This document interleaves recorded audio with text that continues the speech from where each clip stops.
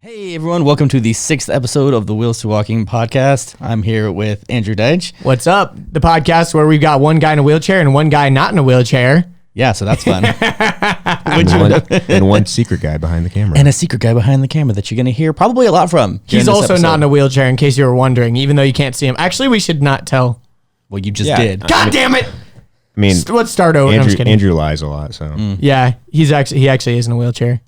He is in a wheelchair. He's in a chair with wheels. That's accurate. Yeah. That's Yes. accurate. It is a rolling chair. It is technically a wheelchair. Case closed. The end.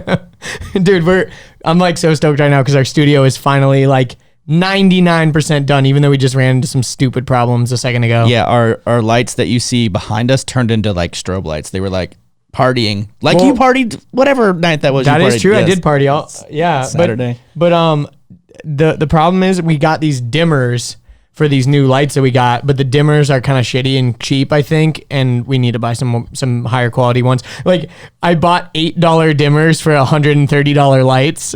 Like no shit, they fucked up. It's like, we got to be budget around here, guys.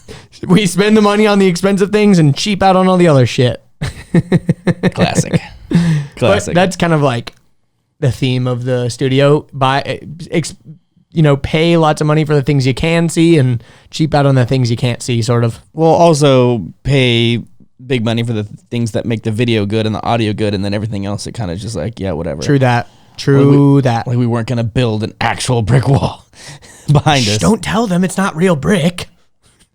Well, we could have, we could. Yeah, Richard, we actually built that with cement. Yeah, when you were gone, me and AJ took freaking mortar and brick and set this shit up, and then we spray painted the Wheels to Walking sign on it. What are you talking about? Jeez, guys. Anyways. I didn't realize that you guys did all this work. It's secret. It's secret work. Don't tell the audience the secrets. Okay. So it's Monday morning for us. Morning? Well, not morning anymore. Morning? Monday afternoon now. It's more like it. What did you do this weekend, Richard? I babysat 2 people. 2 little demons? And then a third one. Which one was more demonic? I'm just kidding. Jesus. I won't make you answer. I won't make you answer that. That's fine. I'm joking. The 2 little angels. 2 little angels. Yeah. So I babysat my niece and my nephew on Saturday. And then... Oh, so 3, actually. You'd babysat 3 people. Yeah. Niece, nephew, and sick girlfriend. sick girlfriend. So all day yesterday. Dude, she's such a sick girlfriend. She's a sick dog. No, she's easy, man. You just give her like cupcakes and soup. And cuddles. And cuddles, and you watch TV and, give her Advil and... That's nice. Dayquil and, just leave her alone pretty much. I hope you didn't give your niece and nephew any Dayquil. No. They got melatonin to go to bed. When it was time to go to bed, but one of them got very sick, and that's a whole story that I'm not going to tell. But that's gross. It was chaotic. So it was literally 2 sick people that you were taking care of. Mm-hmm. Fun stuff. It was fun, and I was gimping around on my feet the whole night. So when one of the kid was laying on the floor of the living room throwing up, and then when he stood up to go run to what I thought was he was running to the bathroom, he then ran to the bedroom. I had to speed waddle my way into the bedroom and then grab him and take him to the bathroom so he wouldn't throw up on the bedroom floor or the bed, which children, man, they just don't think sometimes. Yummy. That makes me very appetite. Hopefully everyone's eating right now. That'd be great. Yeah, I didn't say the P word, the V word, or the T word, okay? There's so many P words and B words, or whatever you said. Yeah. Throw up, well, puke, Well, we're just prepping for launching the podcast. If you're listening to this is before we actually have launched publicly. So like this whole weekend, me and AJ have just been like editing up a storm. And then I've been trying to get my podcast stuff together. So when we launch, I can tell everyone on my show. And then on Saturday night, I went to a concert. So that was super fun. You went to Space Laces? Yes. Space Laces and Must Die. Very crazy names. Crazy times. I must die for some Space Laces. You must. If you're going to lace up your space, then you need to die. But no one needs to die. That's true. Oh, are we talking about it? Let's do it. Are you sad, Andrew? Dude, I'm sad. AJ, are you sad? I'm big sad. Small PB, big sad. And here we go. Back to the behind the scenes podcast where we talk about pee-pee. No, but seriously, we're going to talk about Juice WRLD because Juice WRLD passed away last week. AJ and I were big fans. Richard didn't really listen to his music that much, but... Yeah, I'm 30. So he will. Okay, that is not an excuse because you listen to Tekashi 6ix9ine and Bad Baby. You can fuck off. You can fuck off. You can fuck off.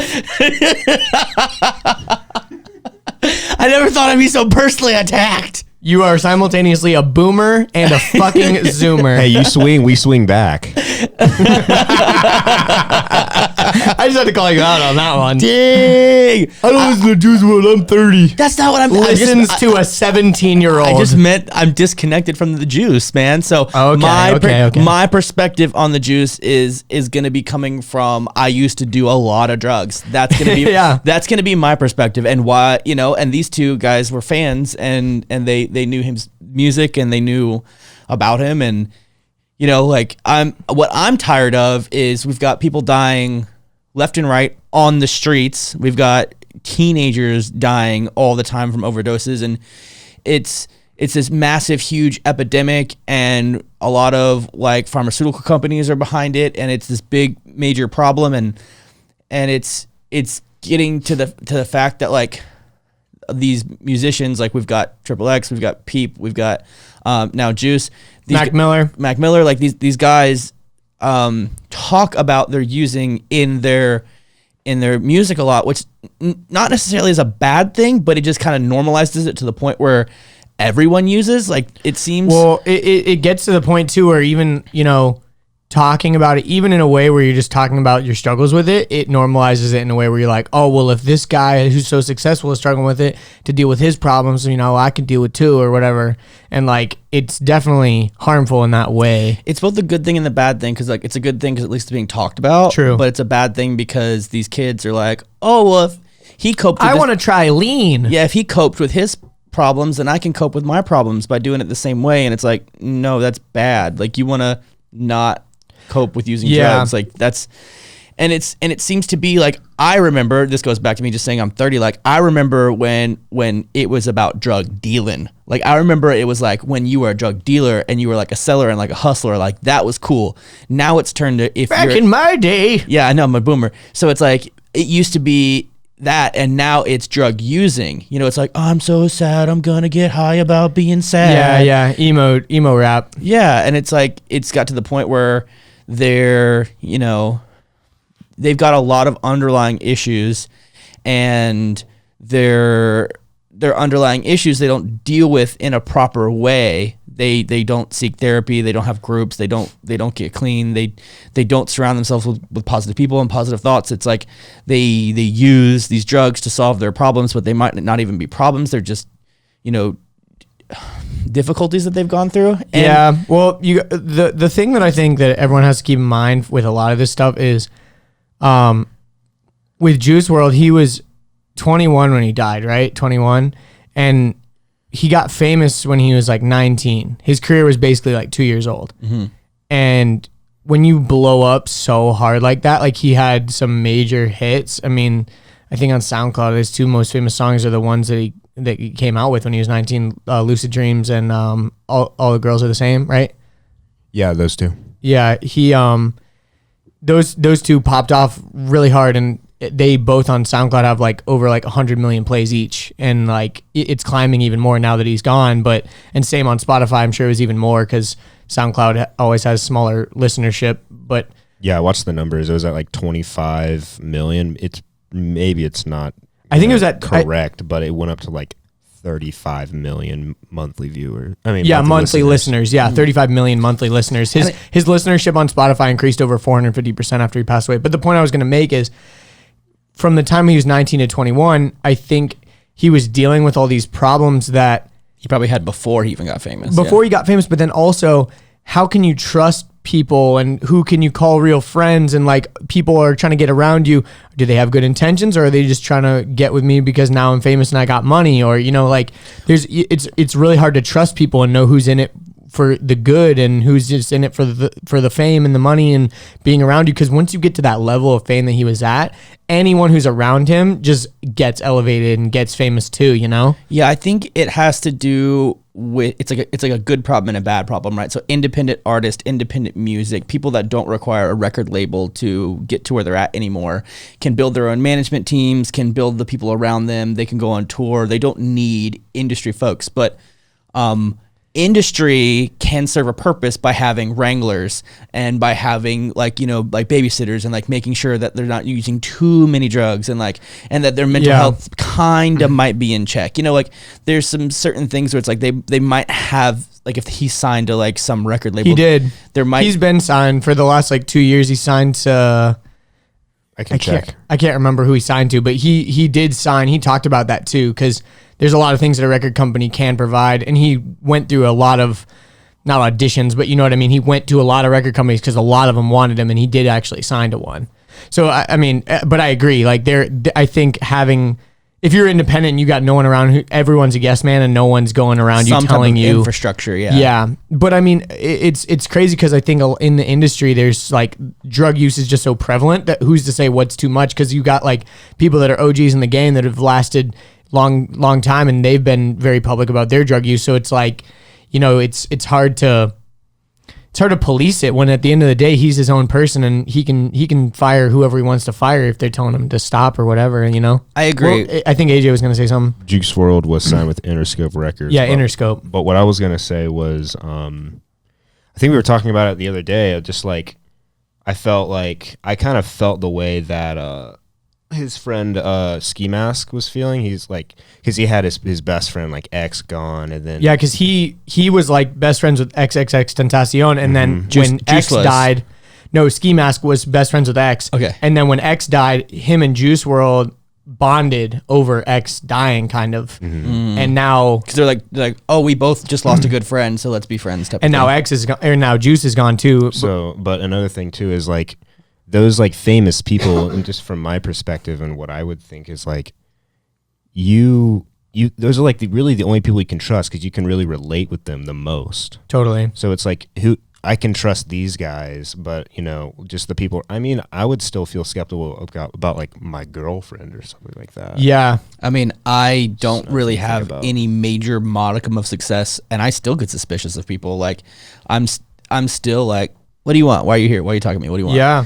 And that's probably like a little bit of just like overprotection, like low-key paranoia just from like totally. my history or whatever. But there's definitely, I think it's fine to have your guard up, but honestly, when you don't even have time to have your guard up, right? When you kind of have to like blindly trust and blindly follow people that have your best intentions, but more than likely probably don't. Like they're just trying to advance along with you. Like, there's so many people that jump on coattails, dude. Like we know this. Like it's just a reality of, it's like the second you start doing something good, everyone's like, yo fam, how can I be a part of it? And it's like a year ago. Yeah. A year ago. When we were like, that's when. He talked about some family members that came through the woodwork and were like, hitting him up with cousins he hadn't heard from in years and shit like that. But, that's to be expected. The hard thing is like, how do you even make friends, and how do you even fucking trust like anybody, because also the other thing is he grew up in Chicago and he wanted to get out of there as soon as possible, because like when you're in a bad area and you start to do good, some people go back to the projects and stuff like that, like after they hit it big, because they're trying to flex. And he was just like not interested in that at all, because that's how X died. It's like you're rich, you're stunting, you're driving a BMW, and then all of a sudden someone just shoots you because they're mad because you're killing it and they're not. And they knew you had a handful of cash. Yeah, so he moved to LA and he hasn't been back. He wasn't even back in Chicago because that was like, I think one of his biggest fears is he was gonna get shot or something. And then lo and behold, that wasn't the reason he died at all. But he was always rapping about dying young. Like, it's crazy. Like, in one of his music videos, I think it's Black and White, he literally, there's a memorial for Juice WRLD in the music video with all the pictures and flowers set up like he died, and he's sitting there like in his own memorial. That's fucking eerie. Mm-hmm. I think it's also eerie to think that like the whole die young thing is pretty like predictable. Like it's creepy, man. It used to be like Hendrix dies at 27, and then Amy Winehouse dies at 27, and then Mac dies at 27, and everyone's like, "Oh, 27's a number. Yeah. 27's a number." But it's like it's getting younger and younger, and like I know that too from like being in the rooms of NA. Like when I first started going there 5 years ago, to have someone who was under 18 in there was pretty rare. Now there's like 14, 15, 16-year-olds that are like, "Yeah, I've been shooting heroin since I was 9." And it's like, the fuck?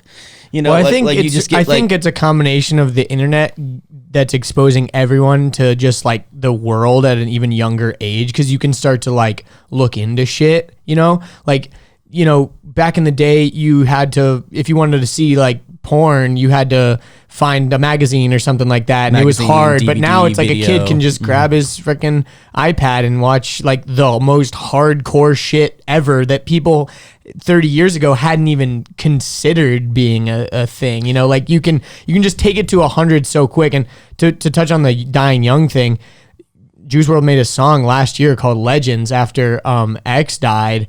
And in the lyrics, he's talking about all the legends. He said, "I don't want to be a legend because all the legends seem to die young." And he said, what's the 27 club?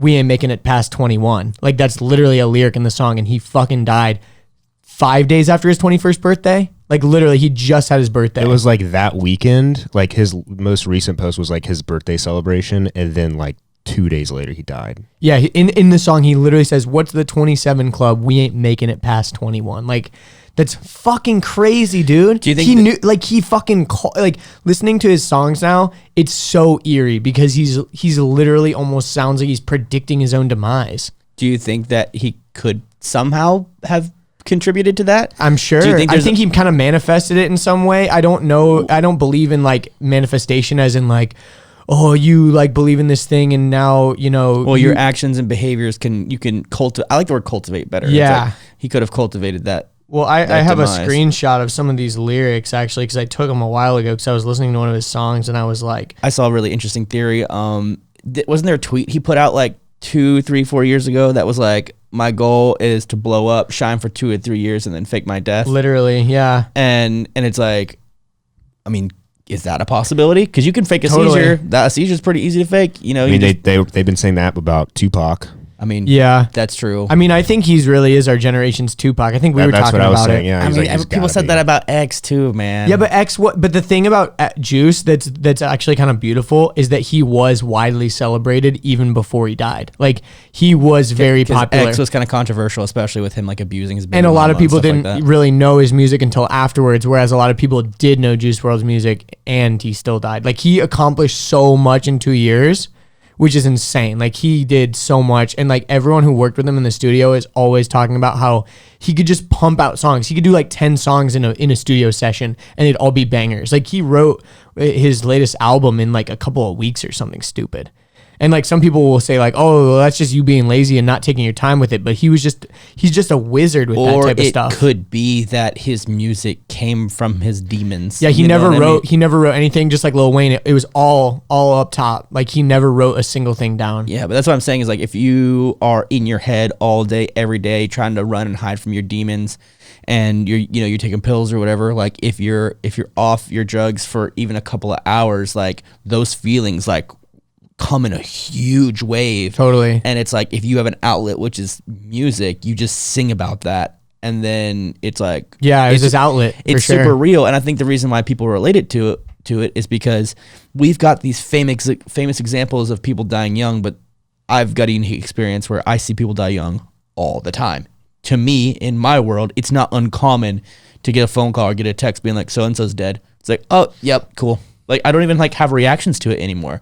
Like, it's kind of, I'm kind of sad that I don't get sad anymore. Where I'm like, okay, I mean, it was predictable. Well, because like they came in, they got clean for a little while, and they go back out, and it's like, oh, they're definitely dead now. And you've talked about it where you kind of grieve their death before they die. Yeah, like I pre-mourn. You know that they're kind of like relapsing or whatever, and it's just like I'm just waiting on that fucking call because it's the same old story, dude. Like, it happens a lot. And I get excited when they come back, but I'm also still not sold. Because I'm like, oh, it's like the recidivism thing. It's like, well, what's the % of relapse in rehabs and stuff? It's not measured, but it's extremely high. It's just like the same thing with like people going back to jail. Like if you're a criminal, you're probably still gonna commit crime. You're like institutionalized Yeah, or whatever. if you're a person who uses drugs, you're probably gonna continue to use drugs. Like I was lucky because my drug use wasn't attached to a lifestyle. Because a lot of people are addicted to the lifestyle. Totally. So I didn't have a lifestyle to go back to because I mostly used on my own. Like I was pretty much isolated and like used on my own, and doctors were my drug dealers, and I didn't really have any like friends that I used with. So, and I wasn't being social. Like I wasn't a partier. Like I had no lifestyle attachment to it. But a lot of people, when they get clean, life is pretty boring. So it's attractive to want to go back because you get addicted to this lifestyle. Like especially that party lifestyle and stuff. I'm rare. I've got one white key tag. I've got one. That's it. And most people. What's a white key tag? So when you first come in the rooms, your very first day, you pick up a white key tag. NA? Mm-hmm. Or white chip or white key tag. For people listening, Narcotics Anonymous. Yeah. And then every 30 days, 60 days, 90 days, 6 months, a year, 18 months, 2 years, you pick up like key tags. And then after 2 years. It's like the equivalent of a chip in AA. Basically the same thing. Yeah. Gotcha. They're different colors in AA. I don't even know what they are because I don't do AA. But I have a black belt in AA.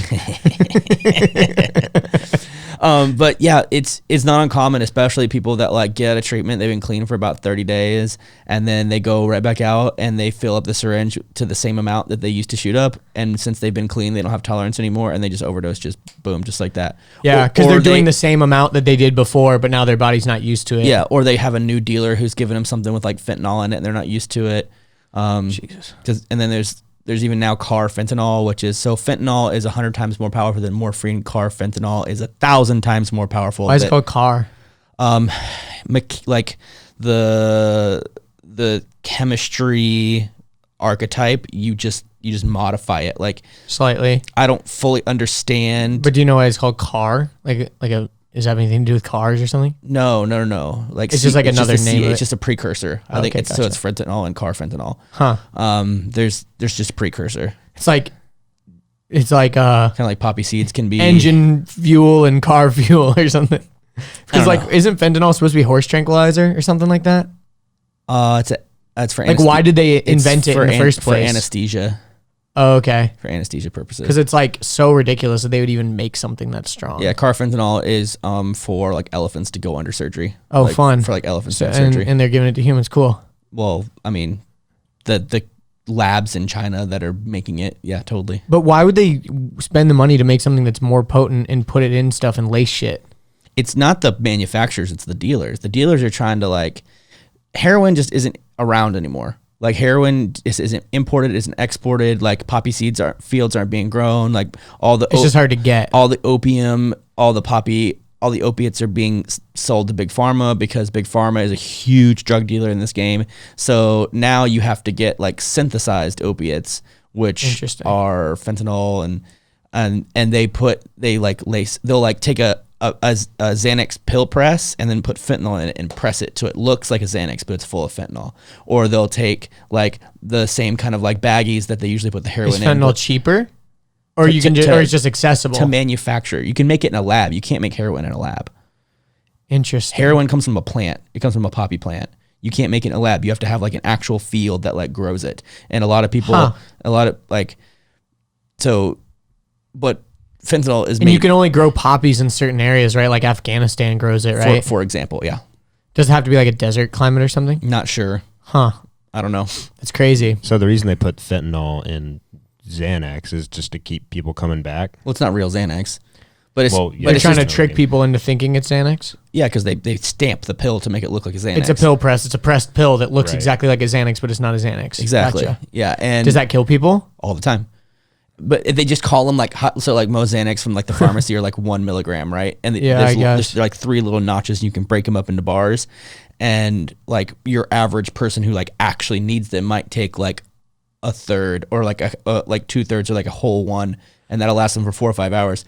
But like Peep died from red Xanax, which were quote unquote 10 milligrams, but they weren't. They were just fentanyl. They were not. They were called Red Devils because they were red and they could apparently like majorly fuck you up. Yeah. So like people think they're on Xanax, but they're not.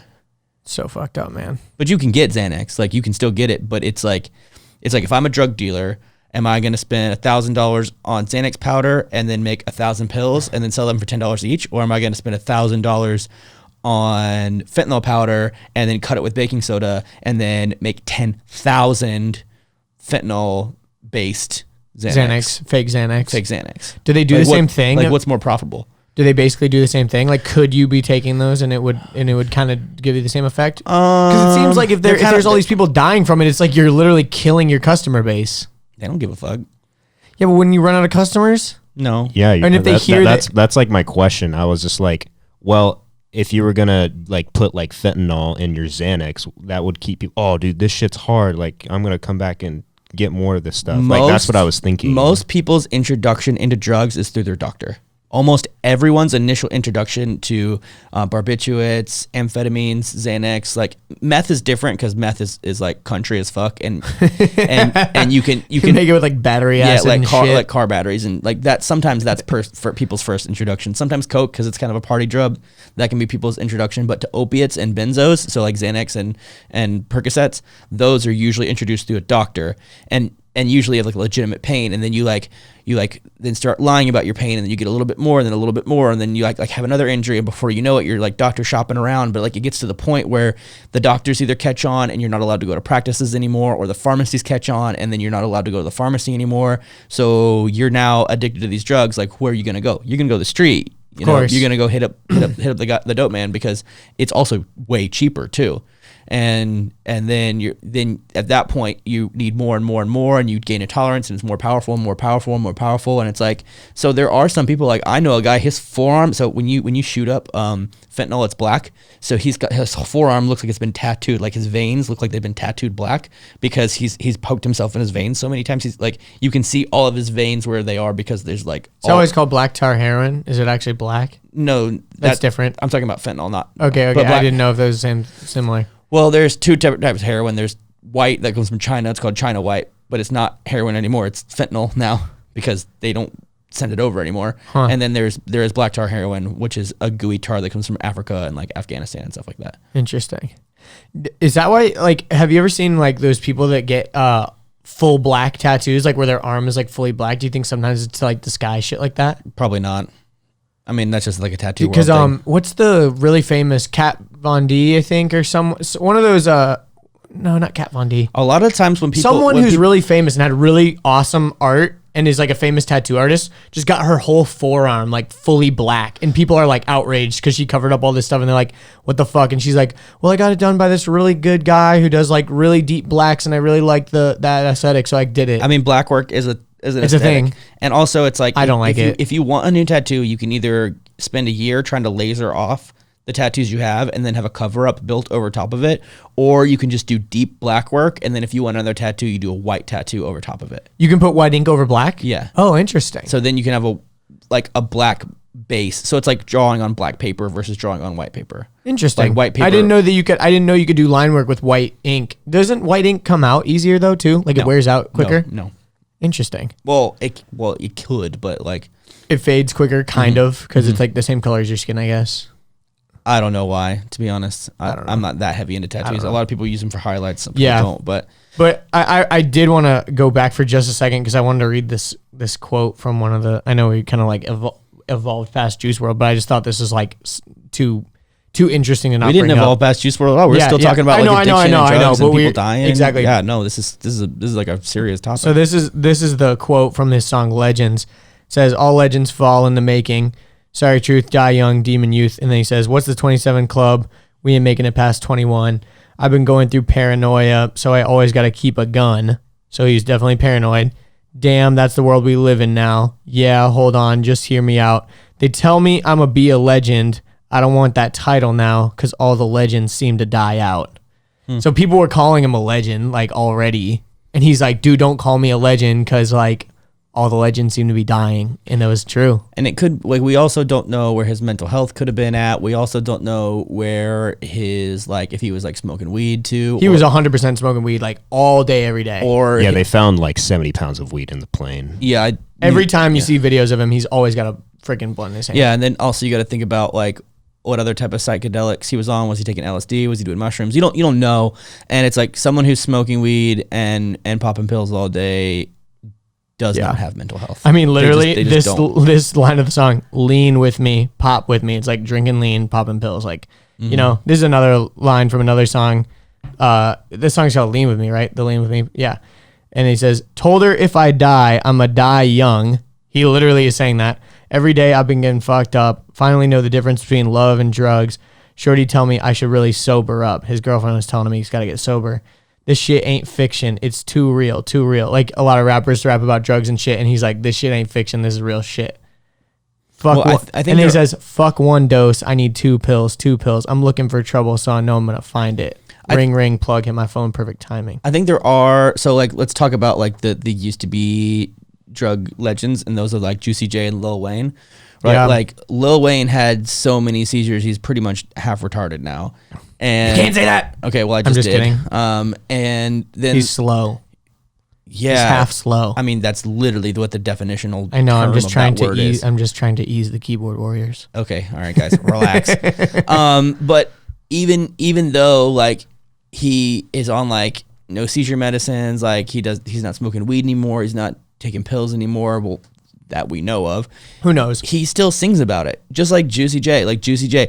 Same with Gucci. Like Gucci, like after he got out of jail, like he's like, you can't use drugs in jail. So he gets out of jail. He's still not using drugs, and he's still talking about like using. And it's like, dude, this is, yeah, sure, it's your brand, but that's not. I think they're probably afraid to stop talking about it too, because if they've been talking about it for years, and then it's like, you know, all these people that think it's cool to rap about. I mean, because let's be honest, it's cool to rap about shit that's like illegal. You know, it's like shooting. You know, it's fun to be like singing gangster rap while you're driving to work. You know, it's a lot of people were saying that like a lot of things in rap about like let's take 6ix9ine for example. Like he's talking about like what his like gang or whatever, and how that's like a quote unquote art, like a type of art for like gangster rap. Mm-hmm. Sure. And people are like, oh, you can't be like sending these people to jail because they're singing about something that's like their art form. Yeah. But that was the whole thing, because he wasn't allowed to say Treyway anymore. Yeah. Because like in his songs, he was literally a judge. Like it was court mandated that he could not say Treyway anymore because it was gang affiliation. And then in the beginning of that one song, he's like, it's motherfucking Treyway. Oh wait, I can't say that shit no more. It's motherfucking Target. It's motherfucking, and he kept saying all these other T words, but he was still insinuating Treyway. Mm-hmm. But like, but you're basically saying like you can't put people in jail for rapping, but at the same time, if you're proven that you're actually doing these things, then right.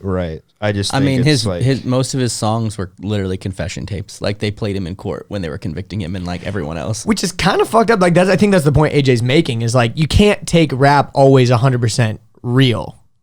Right, but he might have been in terms of Juice WRLD. I mean, it was real. Lean With Me kind of just proves it that it's like this is real shit. Mm-hmm. And I think 6ix9ine is also one of those examples who he was one of the hardest dudes on the street until he started snitching. Like which is hilarious because he's got fucking Skittle hair and stupid, like he looks like such a fruitcake. Oh, you stupid! And he's got like tattoos on his face. But he was doing the hardest shit. Like he was like a true, real. Yeah, for literally a gangster. It's like Bobby Shmurda. Like his music video "Hot Boy" is what got him convicted, because the FBI could look at all the people he had in the music video and then connect relationships and then connect murders, and then no way. Yeah, I didn't know that. I never followed that story 100%. Yeah, so I read that same story. There was affiliations and associations that the FBI wasn't sure about, and then when they saw it in the music video, they're like, there they all are together.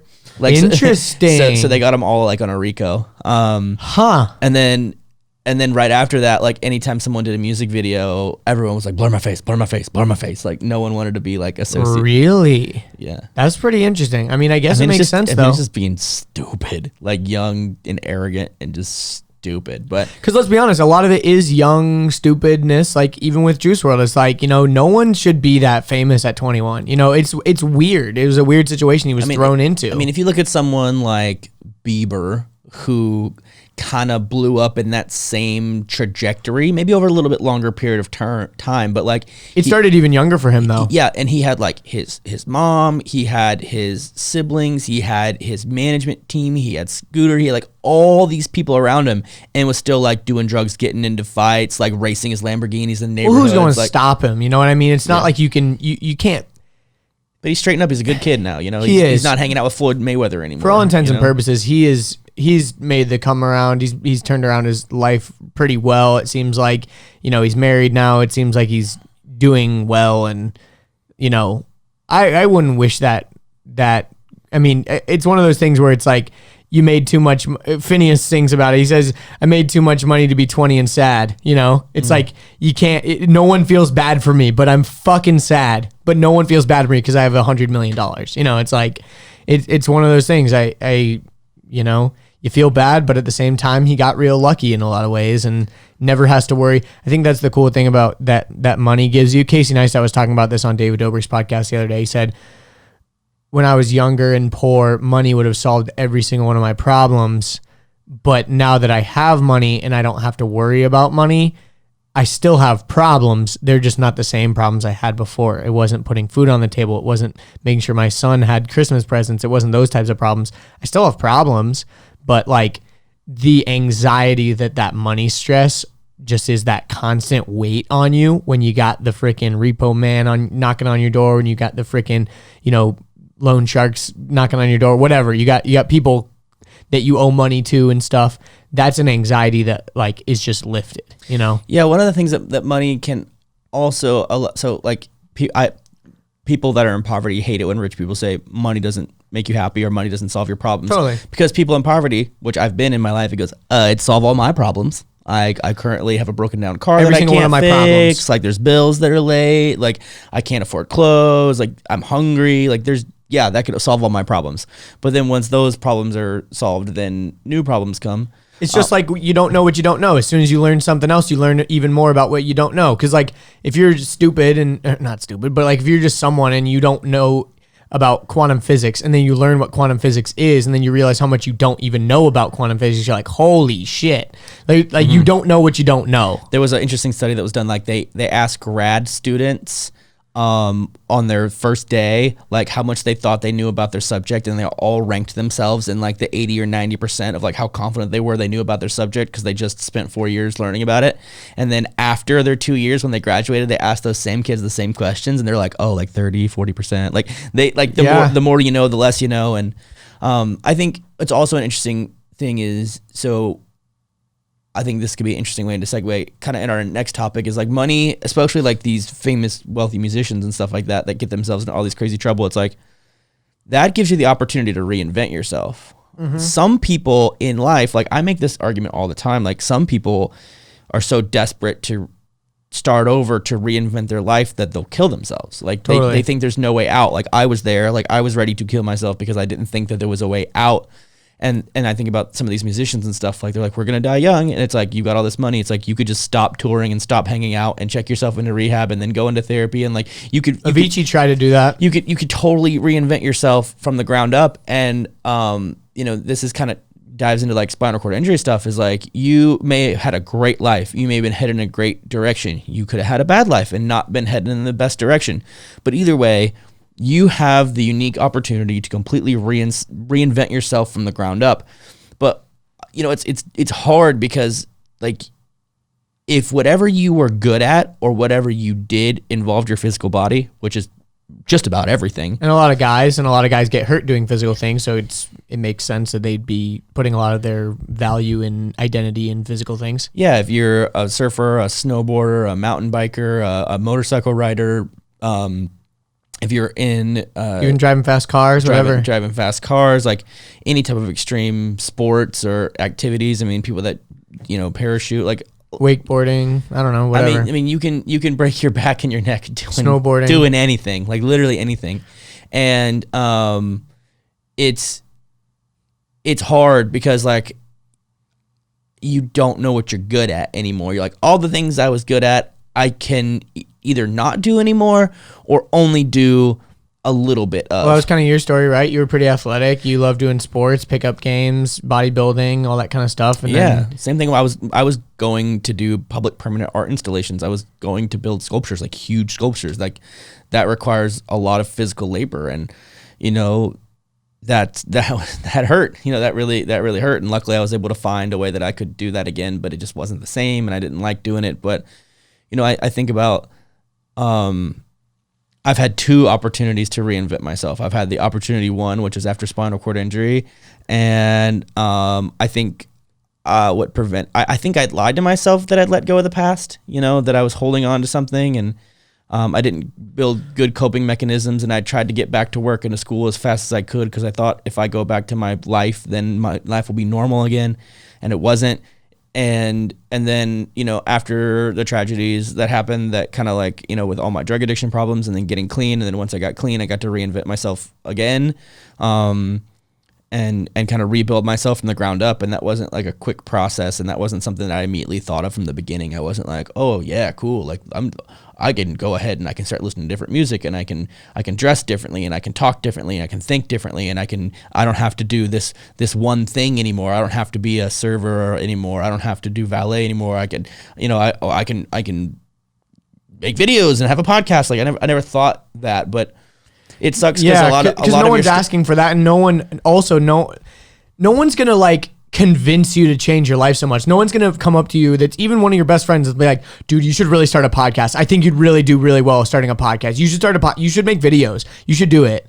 Like, you got to make that decision for yourself. I mean, all of Wheels to Walking, no one asked for. Yeah. I asked for. You asked for it for your past self. For myself, Because when you were laid up in that hospital bed, you were searching all kinds of stuff about wheelchair users and all that kind of thing, and you couldn't find that person that you are right now. Like you needed that role model on video. Yeah. It wasn't just like a doctor talking to the camera in medical jargon about spinal cord and very, maybe even there are videos that are kind of like, your life's not over, you can do this, this, and this, but they're still like sponsored by the hospital, so they're still very clean and like, we're gonna get someone to come in and talk to you about wheelchair stuff, and it's like, it's just very like clinical still. Yeah, I also, because I've seen a lot of those videos, even though I've never been in spinal cord injury, but like in my research of stuff like this, I've definitely seen a lot of like cringy, boring, so much cringe videos. Yeah, the thing for me that was really hard was so there's a couple of ways that you can kind of like reinvent yourself or quote unquote get back to your life. Like, you can go back to doing the things you were doing before, but you have to accept the fact that they're going to be adapted versions. Like, if you were a snowboarder, you're going to be doing monoski. If you were, riding motorcycles, you're probably going to ride four-wheelers or maybe an adapted version of a motorcycle. If you were surfing, you'll be surfing on your belly instead of standing up. Like, there's a lot of like, or if you got hurt skateboarding, you'll be doing it in a wheelchair. Like, you have to accept the fact that you're going to be doing it in a modified version. I didn't like any of those. Honestly, I didn't like anything I ever tried. And there's still some that I try, like in the videos. Like, sure, I have a fun time doing it, but I'm like, I'm not going to commit to this. Yeah, it's like too much effort and it's like, it's too much effort for the enjoyment that you get out of it. I feel like that a lot of times with certain things. I mean, there's a reason why I don't fucking skateboard and, do all that. It's same thing, it's a like, lot of effort. It's a lot of effort unless you really enjoy it. Like my friend Connor Peterson, he loves skydiving.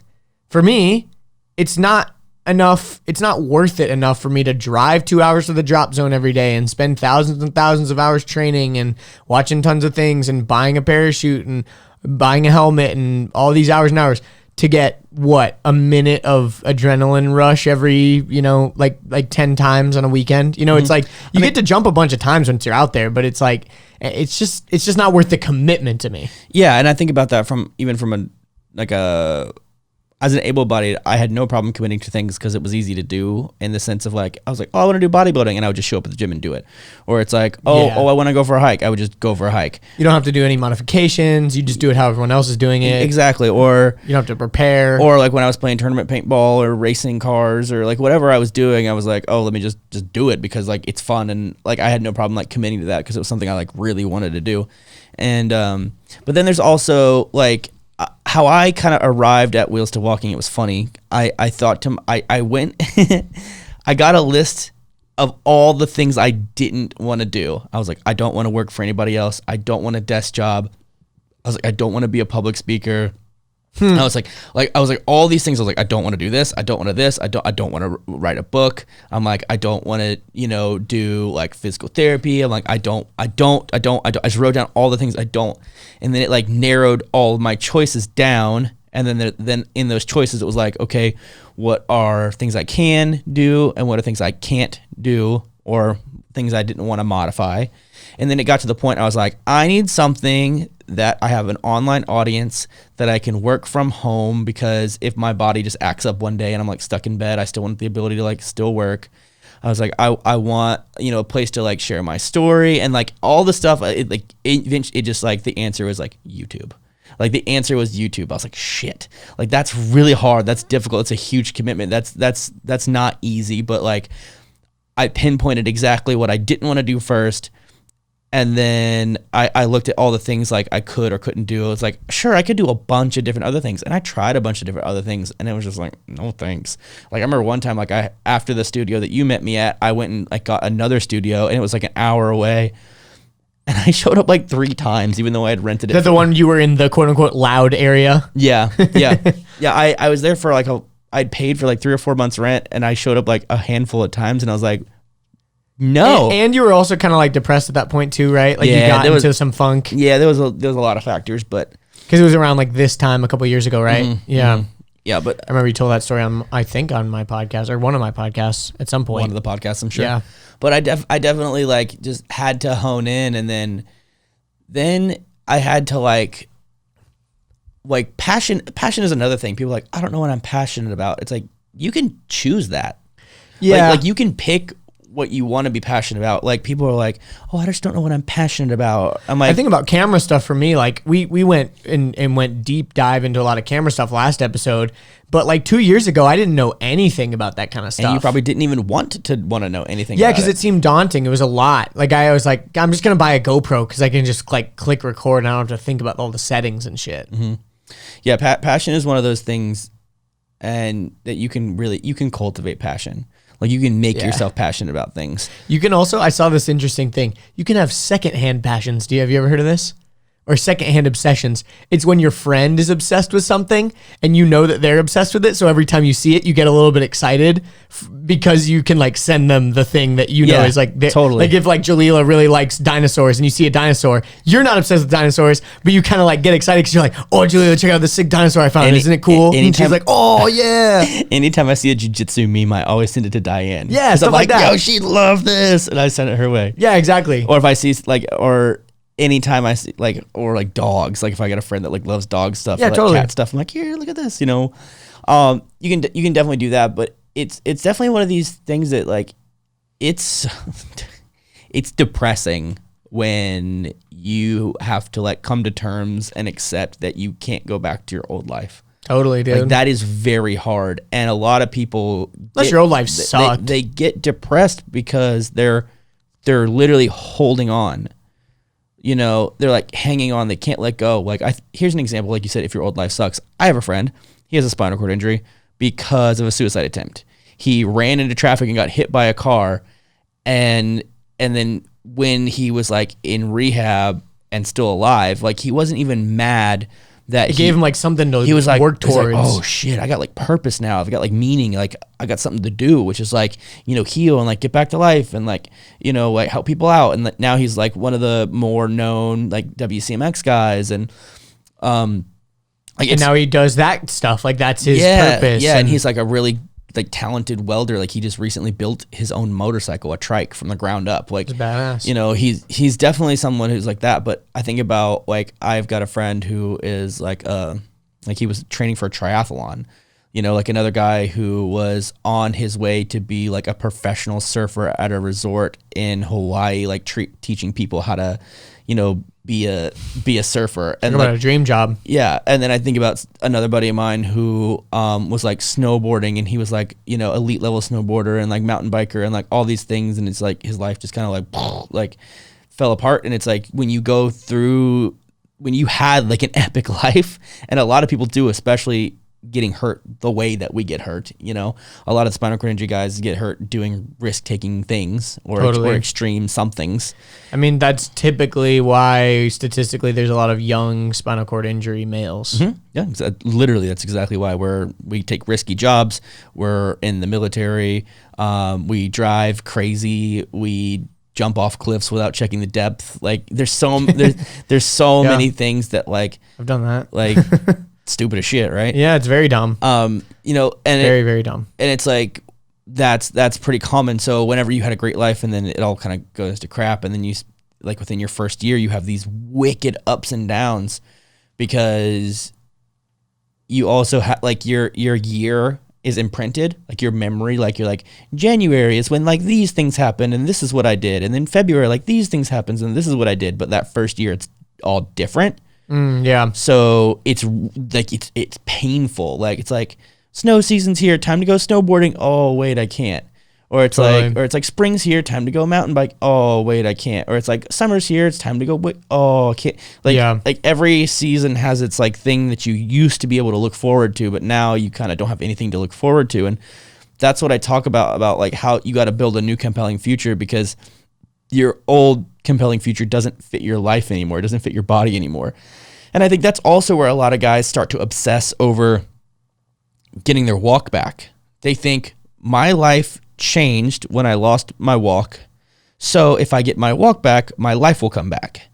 And they think like can't get back to life until I get back to walking. And it's like, no, that's wrong. Like that's no better way to have like extremely high expectations, never meet those expectations, be frustrated, annoying, and pissed, and like and then get like depressed because you're not advancing the way you want to advance, and then like your life isn't going anywhere and you don't have anything else going for you, and you're putting all your time and your energy and your effort getting your legs back, and then it's 2, 3, 4, 5 years down the road and you still haven't progressed enough. And it's like, congratulations, you've just wasted 5 years and $500,000 trying to walk again. And it's like you can barely stand without a walker. Like what are you doing? Yeah. Well, so, I think a lot of times families put that pressure on too. Agreed. Families do, society does.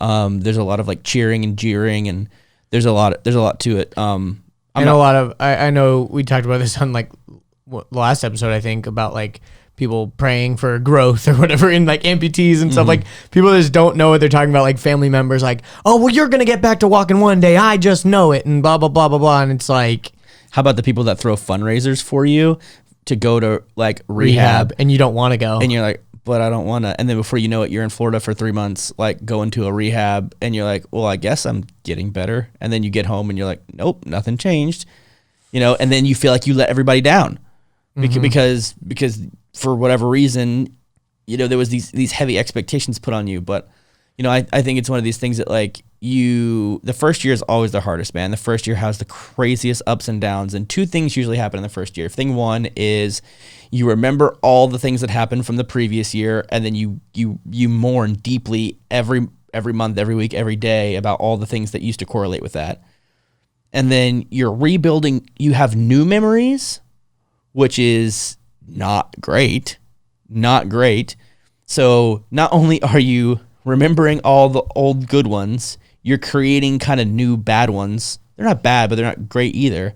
But I think when you pass your 1 year anniversary, it starts to get easier, because what happens is on 1 year and 1 week, you go, oh man, I remember when I was told that I was paralyzed, and like, oh, like month one, you're like, oh man, I remember when I was still getting all those surgeries. And then like month 2, you're like, oh, I remember when I was transitioned to the next hospital. And like month 3, you're like, oh, I remember, learning the bowel program and cathing, and that was so rough. And, like, I hope your calves weren't rough. I remember when I was first cathing, and those first ones were real rough. They were like sandpaper in there. I mean, it's hard to accept that in order to pee, you got to shove tubes in your dick for the rest of your life. I'm sure I'm just making a joke. That's very hard. Yeah, but I would imagine so. But then you finally have the time to like compare, like, again, the previous year. And then what can happen is like you then at that kind of second year mark is when you can choose to build this new compelling future for yourself. Yeah. You're like, this January, this year, I'm going to choose to make this January awesome. these are gonna have I'm gonna have great memories around this January, and then February, and you just keep repeating that every month. You're like, I'm gonna choose to make this awesome for me, so when I look back, I'm proud of how far I've come. You know, so like year 1 and year 2 are very weird. But it's usually after year 1, that's when like everybody goes. Like the cheerleaders are gone, like the people like believing in you are gone, the support systems are gone. Usually like the rehab is gone. Not always, but usually, you know. You're back at home and you're just sitting there like, well, I guess this is me now. You're like, this is my life now. You know, I either live at my parents, or I live, you know, at a trailer on their property, or I live in an apartment down the road, or I'm with a sister, or with a roommate, or with a friend, or I'm in a nursing home. Like, you just like kind of like, well, I guess this is like, you know, it's kind of crap. And that's when a lot of people get into like drugs and video games and food and, you know, gambling and hate when I get into food. You know, like I wasn't eating food before I got paralyzed, but now I'm just eating hella food. You know what I'm talking about. I have a question. Yeah. Yes. So, if it was, okay, what I'm gonna ask is, who do you think pushed you to make your independent lifestyle, like, you know, happen? Was it you? Or it was my sister. Could you tell that story? Yeah. So, when I got home from the hospital, like both the hospitals, I was finally at home, but I wasn't in rehab yet because I had like a bunch of broken bones that had to heal. I had a bunch of wounds and sores that I had that were like all messed up. And I had to spend like a couple of months just kind of like waiting to get like approved to go back to rehab. And unfortunately during that time I got a blood clot. So even when I did get to You're talking about physical rehab, right? Yeah, physical rehab. Not drug rehab. Yeah, I always got to clarify that because I've been to 2 different kinds of rehab, so thank you. And then my sister like sat me down. She's like, hey, I'm pregnant. She's like, so by the time I have this baby, like you got to be figuring this out on your own because I can't take care of you anymore because you're going to have to learn how to take care of you. And I was like, okay, cool. So, you know, she really pushed that on me hard. Like she pushed that on me hard. That was very much like, I can't do this for you. There was a deadline. There was literally a 9-month deadline. Basically, there was a timer. There was like a deadline that was like, you need to be back to school. You need to be driving. You need to be able to like bathe on yourself and do your bowel program on your own and cath on your own and take care of your wounds and do your weight shifts and like, you know, get to school or get to work, or like she was pretty much just like, figure it out. Like I remember she like, there was a point where she's like, I can't take your appointments anymore. You got to like take the train or take the bus, or like you got to, you know, call your friends, or like you got to figure out like I can't. Were you resistant to that, or did you understand? No, I liked it. I loved it because I was always an extremely independent person. So getting back my independence was super important to me. Yeah. Sometimes like I need to do things like I want to be alone, you know, like I sometimes enjoy like an alone commute or something. It's like a nice time to just like pop your headphones in, listen to some music or something like that, you know? Yeah. But that was a huge push for me, and no one ever really like pressured me to like walk again. I mean, I could stand, but that wasn't walking. And then I could walk a little bit with like these 2 big crutches and this big long clanky brace.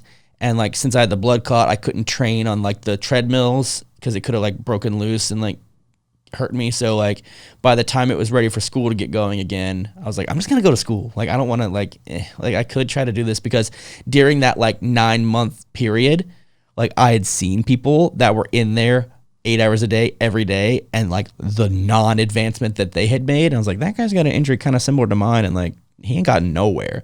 Yeah. Like I just saw that like it's like 3% of people, you know, I say this in air quotes, like walk out of rehab, but that doesn't mean without any devices. That doesn't mean without any pain. That doesn't mean like, I only knew one guy out of all the people I've ever met who was able to like leave rehab walking, and his spinal cord injury was due to a tumor that like suffocated his spinal cord. So when they removed the tumor, his spinal cord could like breathe again. Yeah. Expand back or whatever. Expand back. And then he, so obviously super incomplete injury.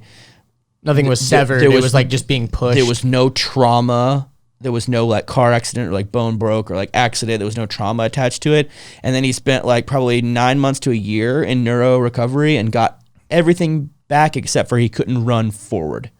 He could only run backwards. Interesting. He could jump, he could hop, he could skip, he could squat, he could dip, he could pick things up. Like he was pretty much back to where he was, except for he couldn't run forward. So now instead of going for runs, he just rides his bike a lot.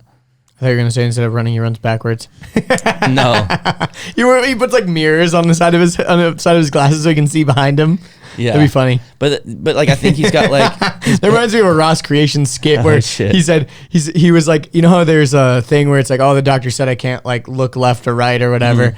It was like this thing where he had a neck brace on. He's like, yeah, the doctor said since when I got in my accident I was facing west, I can't look any other direction, so I always got to look west. So like, if you can imagine, for the audio listeners, he's always facing west. So like whenever he walks, if he needs to walk to the side, he's walking sideways. If he needs to walk backwards, he's walking backwards. So he would like walk up to people and he had a little handheld mirror and he'd talk to them in the mirror and he's like, hey, what's up, man? And they're like, what's going on? And he's like, can't move my neck. And they're like, oh, why? And he's like, well, I got hurt and, you know. And they're like, well, why can't you just turn around? He's like, no, I can't. I got to face west. What a stupid skit. That's so funny. Yeah, did that can I answer your question? Yeah, and I think a follow-up would be like, what do you think, like for your audience, the other wheelchair users, like what would you how can you get inspired if you don't have your if sister you or don't something have like that sister?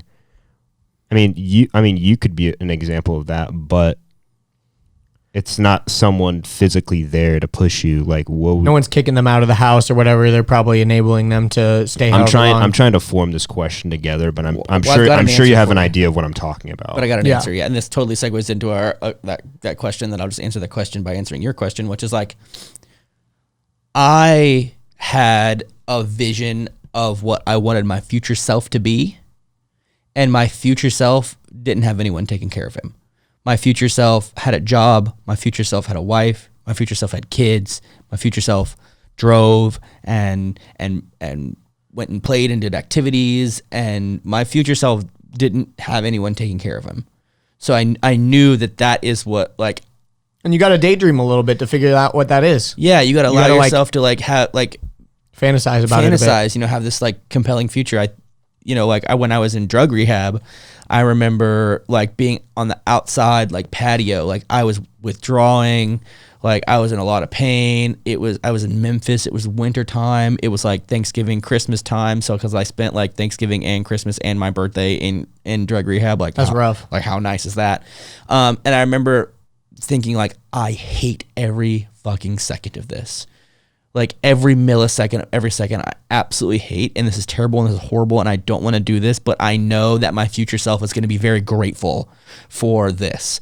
I know that like my wife and my kids, and I mean, you guys think about this. Like if I didn't do it then, like this wouldn't exist. Like we wouldn't have these friendships. Like this channel wouldn't exist. Like everyone listening and watching, like they wouldn't be a part of this either. Like I knew that I like wanted to be better than I was, but I hated where I was at, you know? So in order for me to like continue to push through when times were hard and to keep making the right decisions and not the easy decisions, I kept having to think like, okay, is my future self gonna like this?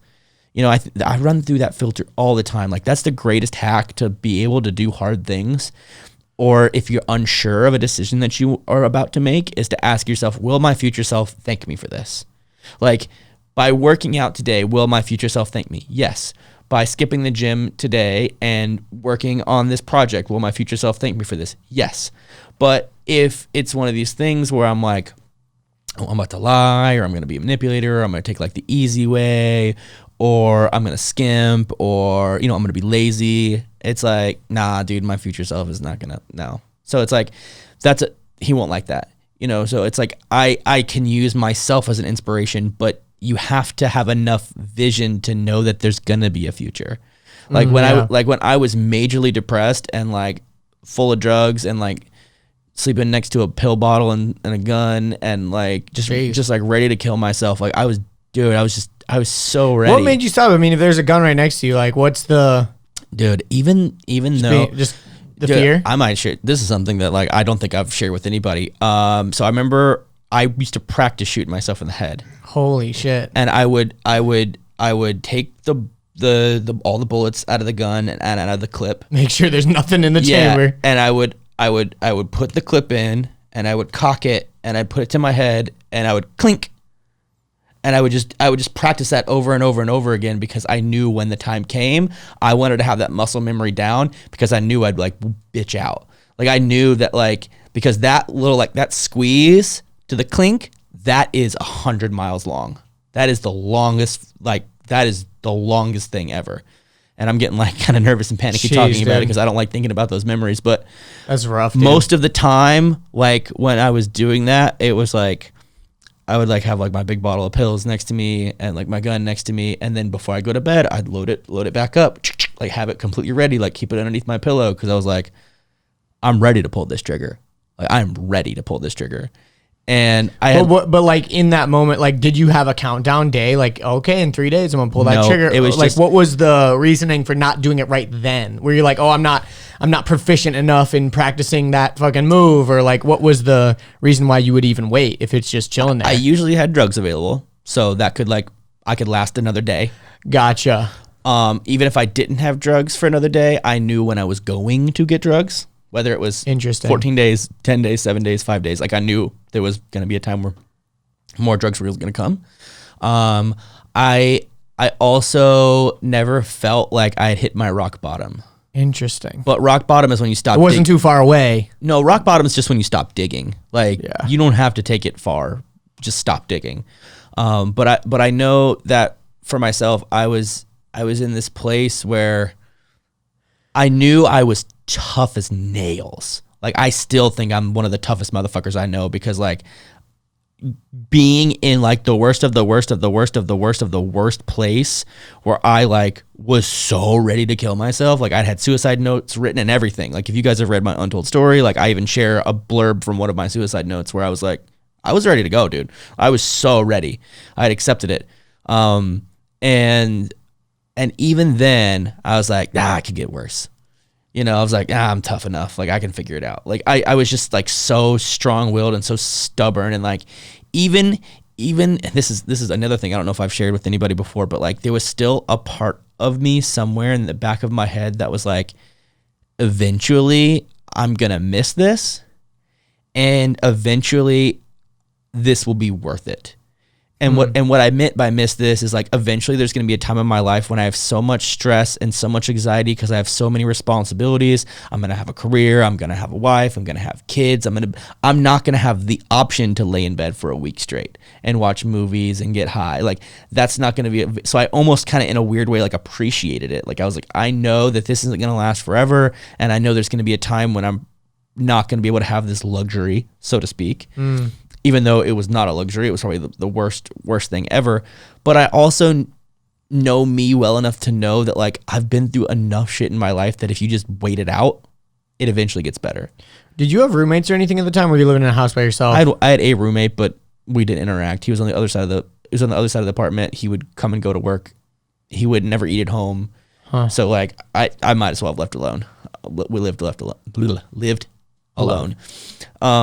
And it was hard. I had extremely isolated myself from everyone and everything, like even my family. Like they would come over and like pound on my window to like see if my body would move so they knew I wasn't dead.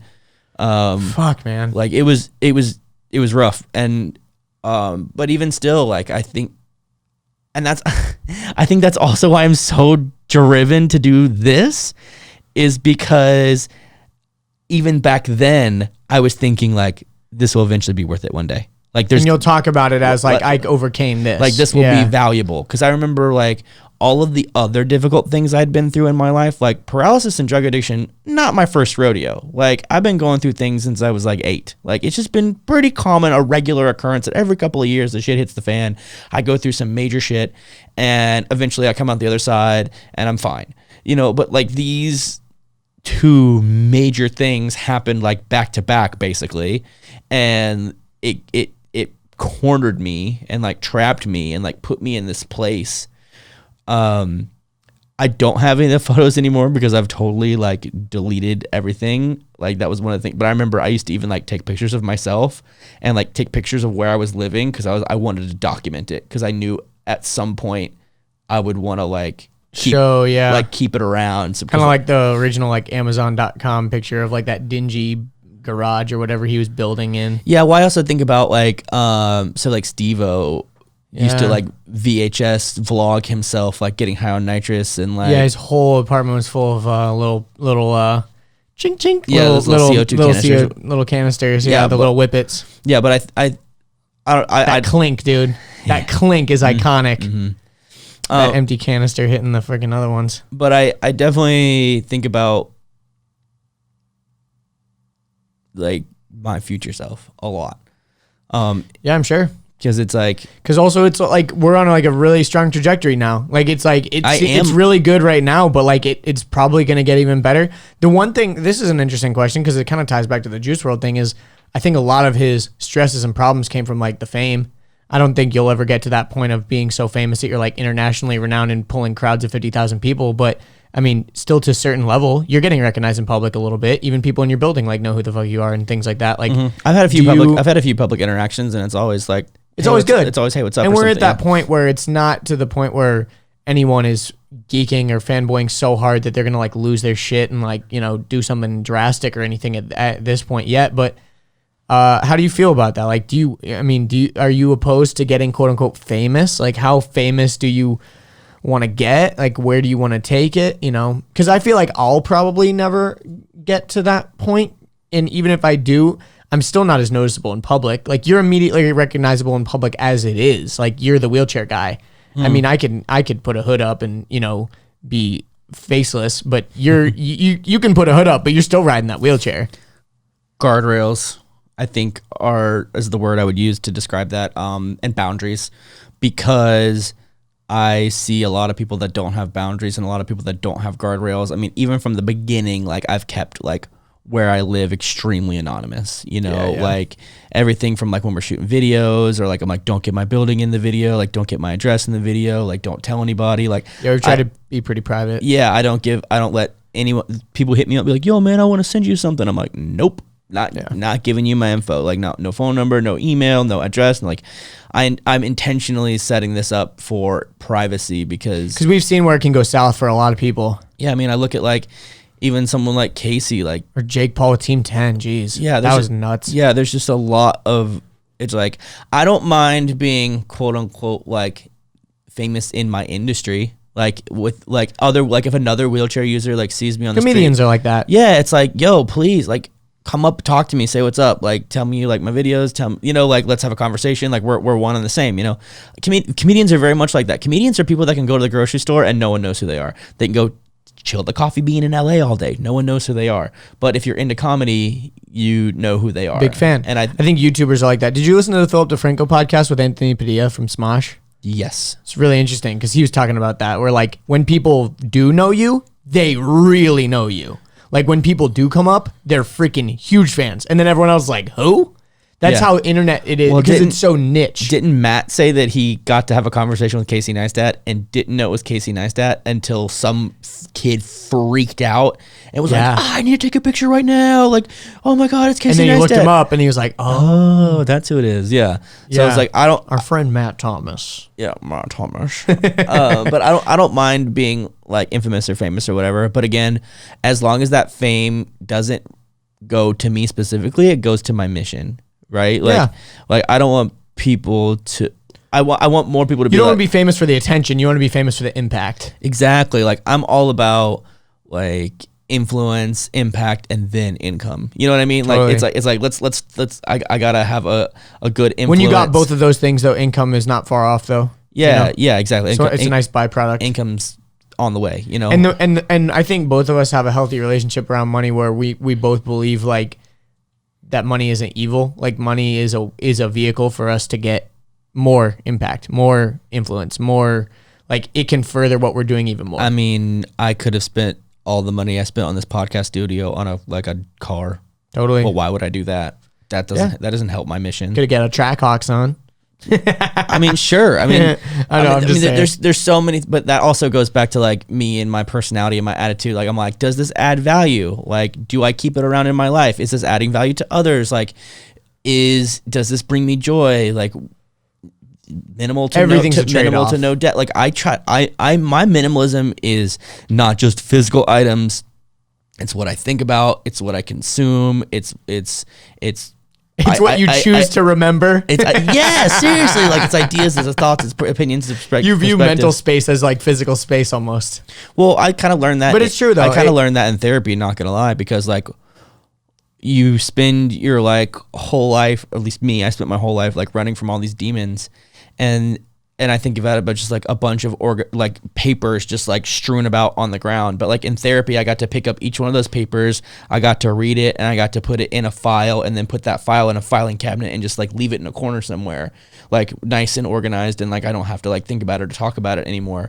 And then when I wrote The Untold Story, I was pretty much forced to go through all of that all over again. And it was really painful because I'd already kind of just dealt with it and like left it away, like pushed it away. Yeah. And then even just that quick story I told you guys about, you know, me practicing, you know, ready to kill myself, like that was something that like, dude, I've put that far away. Yeah, like and you had to like dig that out of the memory banks to tell that one. Yeah, but it's very much like I try to keep a minimal approach because like I know that things don't make me happy. I know that money doesn't make me happy. I know that I like experiences, and I know that like being impactful and adding value, that's what makes me happy. Yeah. Well, that's like a super millennial mindset. Like a lot of the current younger generation, like we've kind of realized like that's why Tom's Shoes was so successful, because like the impact was more than the actual physical objects, things like that. You know, we're very into saving the planet and shit, you know, like everyone's trying to be better. And I think that's ultimately a good thing. I think some people can take it to an extreme, obviously, but like, I don't think that anyone whose intentions are good, you know, like I think that that's a good thing, obviously.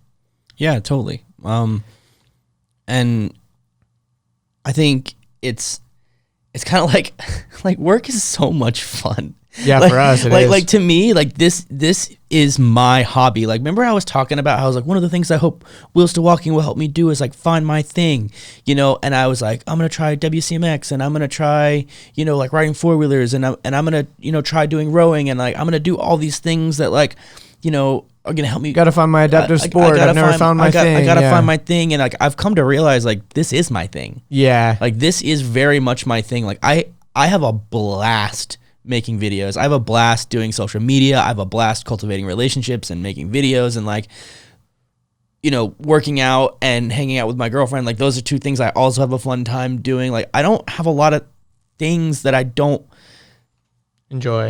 And that's also the beauty. Like to go back, you know, a few minutes back about building a new compelling future is like, I designed this. Totally. Like I built this from the ground up because I have clear values and like standards of practices and point of views that I just don't budge on. And like that could probably be hard for you guys to work with me sometimes because I'm like, nope. I mean, I'm like that too, though. Sometimes I have very strong opinions. We've talked about it before. Like very much like that. Yeah. But I think that might be why you and I get along so well, because we're both stubborn as fuck because we are convicted about what we believe because we know. Yesterday, I was kind of like on I think it was on, what's today, Monday? I guess yesterday was Sunday. So the night before is when I went to that concert, and I was like a little bit hungover. And I remember like when we were texting about the rug, I was like kind of like, I probably seemed a little bit like annoyed too when I was texting. I don't know if it came off that way, but I was like, I'm being kind of a cunt right now. Like, I'm like, nope, I hate it. Looks like Tetris. Fuck that. Like, no, but I would rather, but listen, here's the thing. I would rather have someone be decisive than indecisive any day. I hate indecision. That drives me insane. Yeah, I had a clear idea. We'd be like, yeah, sure, like whatever you think. And I'm like, it's not, I asked you. It's not what I think. It's what you think. Like I literally, like I asked you, like I get so, like, I don't care if you, like black and white, it's fine with me. Like I'm fine with a hell yeah or hell no. Like if it's not a hell yeah, it's a hell no. Like that's very much how you and I play, where it's like there's been plenty of opportunities that were definitely yeahs, but they weren't hell yeahs. Totally. Well, I think that ties into our last topic that we were going to talk about, which is perfectionism. How do we deal with that? How do you deal with that? When I learned that perfectionism is just fear in disguise, ooh, that's when I was like, haha, gotcha. I like that. You know, like when fear in disguise. Yeah, because perfectionism is like, I gotta be perfect. And if I'm not perfect, then I'm inadequate. And if I'm inadequate, then I can't be loved. And if I can't be loved, then I'm not worthy. And then I'm unworthy. So I have to be perfect or I'm unworthy of a human being. Like when I figured out that like my perfectionism was just fear. And then when I realized that like fear can mean fuck everything and run, or it can mean face everything and rise, you know, like, or even how about this? Or it can mean fart every. I got another one. False evidence appearing real. Like there's a lot of this is like stuff that like 14-year-old girls are like mind blown right now. They're like, holy shit, I never realized fear stood for that. You know, but I use fear as a marker. Like I've recently been saying done is better than perfect. How many times have I said that recently? I've been saying that a lot, because it used to be for me, it's like it has to be perfect, and if it's not perfect, then bleh. You know, like I used to treat my Instagram that way a lot. Like I would even I never really like did the whole like I'm gonna delete it if it doesn't perform well. But it used to be like my feelings would get a little bit hurt if something didn't perform well. And now when something doesn't perform well, I'm like, just Instagram being Instagram. You know? Like, well, I think about it with this podcast, like, AJ knows better than anyone. Like I was very particular with the Andrew Deitch podcast because it was like my baby from the ground up, and I never designed it in a way that was gonna be just like, I guess, sustainable, or also even intending on having any other team members. Like I always designed it with like what I was willing to put in, and like there was just certain things that I did that just weren't really scalable in the long term, and I think that's what's been great about the Wheels to Walking podcast is we've designed it specifically with all of those weird little things in mind so that we could eliminate them right off the bat. Like, oh, it's kind of annoying to do the music in post because you got to like get the syncing up exactly perfect, and we want everything to be consistent. No, you got to find a special highlight moment at the beginning, so you got to search through the whole thing, and then you got to chop that down to make it fit within this exact amount of music space so that the peak of the crescendo of the music hits exactly right, so then the episode starts. Like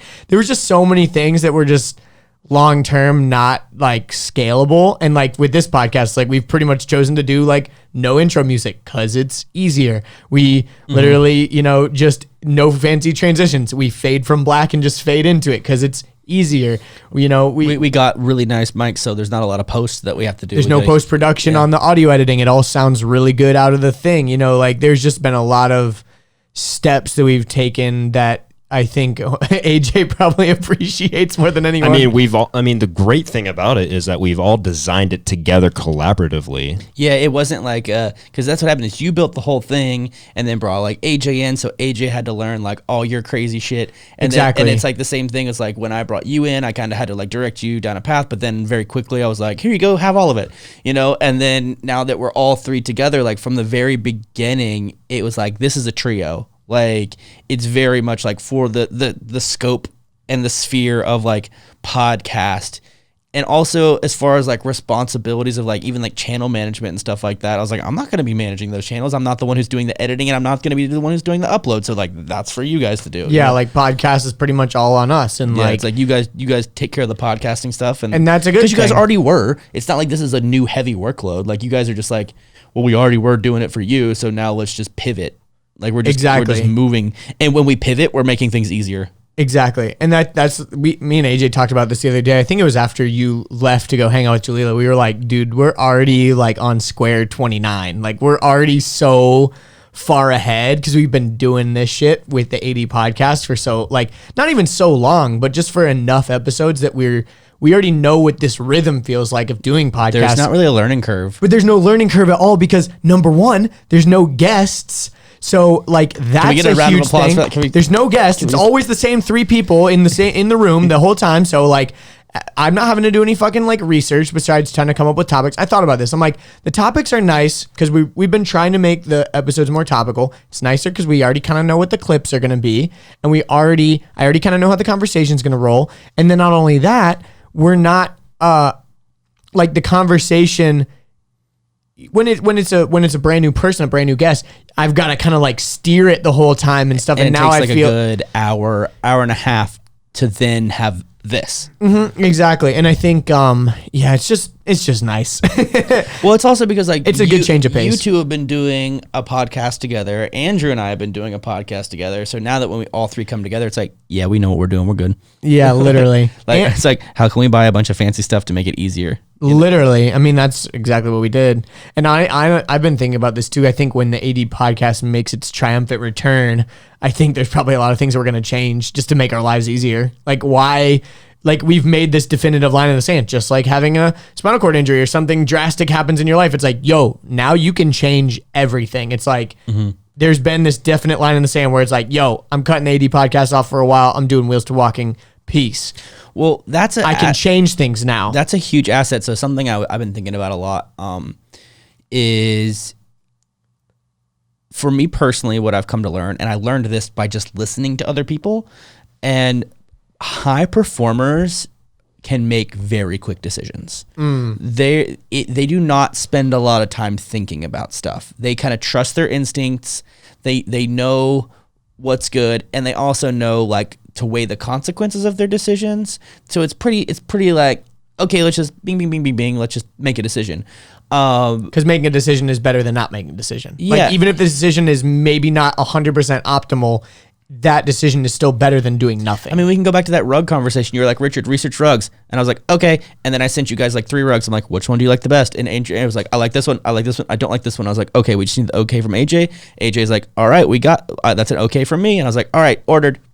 Yeah. Done. And then we bought the rug. Like, yeah. It didn't need to be a thing. Because also I also needed kind of you to get in on it too, because I didn't want to buy, my thing was obviously accessibility. So I didn't want to like, I was intentionally in the beginning looking for like really thin things or like alternatives. And you're kind of like, nah, if it's, I mean, as long as I can like roll on it, it's fine. Well, it's not in like a trafficked area. It's not like it's in the middle of my living room.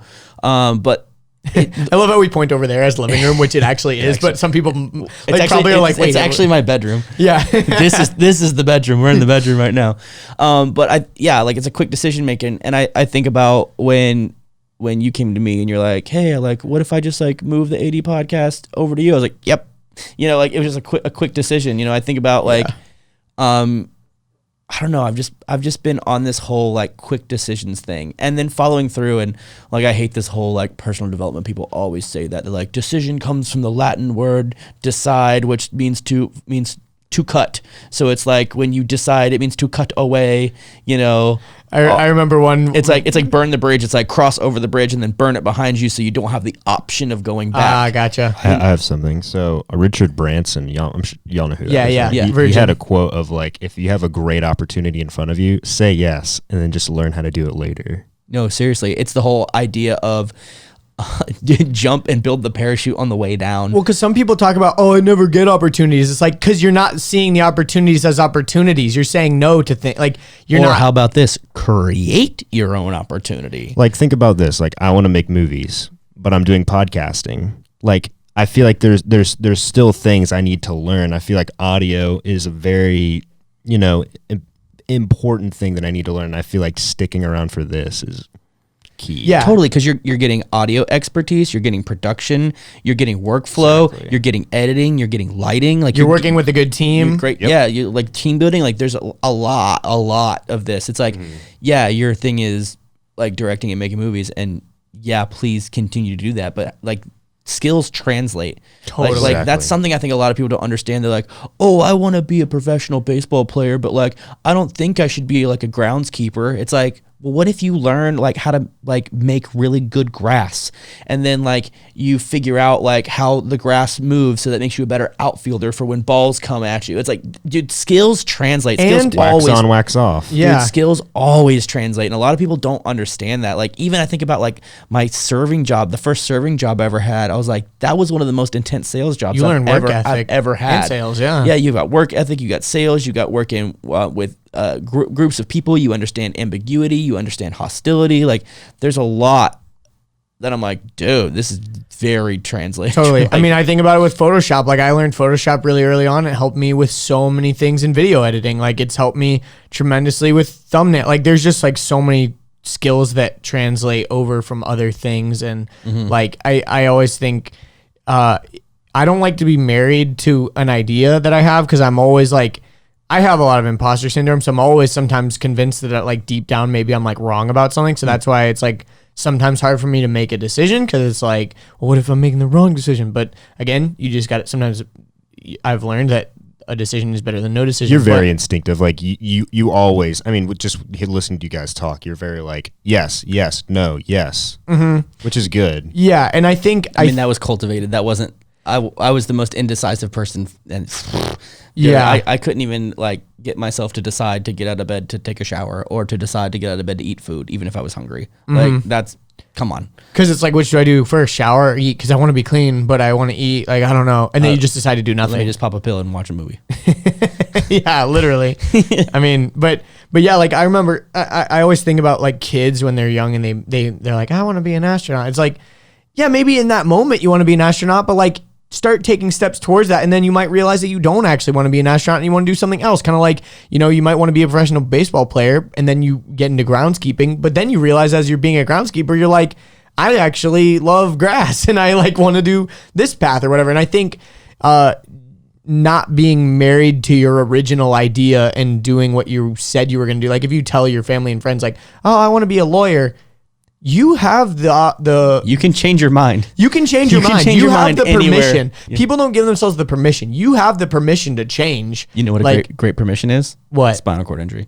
Totally, dude. You have permission to change anything you want in your entire life. No one's going to question it. And all the skills that you had in your bucket of skills, you can translate that into anything else you want to do moving forward. Yep. Like you can definitely transition it. And I think about like all the stuff I knew how to do pre-spinal cord injury and then pre-drug addiction, and like all the things that like getting clean taught me, and all the things about using a wheelchair every day taught me. And then even like all the applicable stuff before that has kind of culminated in this. Totally.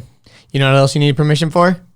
You know what you don't need permission for? To go rate and review this podcast. My boy, that's what I was gonna say. You do not need permission. You have been given full permission to go to Apple Podcasts, rate us 5 stars, all that good stuff. Hopefully this wasn't your first episode, but if it was, basically we're trying to get on New and Noteworthy, which is the section of Apple Podcasts that is visible to the public. So if we can get on there, that just means we can further the mission and impact and reach of Wheels to Walking as a whole, not just the podcast, because people are going to listen to the podcast and then they're going to find out about the main channel, all that kind of good stuff. So please do us a favor. We're trying to get to the New and Noteworthy page, so every single review helps. You listening in your car, listening at the gym, wherever you're at, please pause this, go to Apple Podcasts and give us a review and a rating. We would really, really, really appreciate it. Yeah, this was a really deep and heavy podcast. This was a really good one. This might have been one of the more higher. I think I'm probably going to post this one on my Andrew Deitch podcast feed. This was a really good one. Really good one. Yeah. This is awesome. Yeah. Well, thanks for listening, everybody. Follow us on places. See ya. Bye.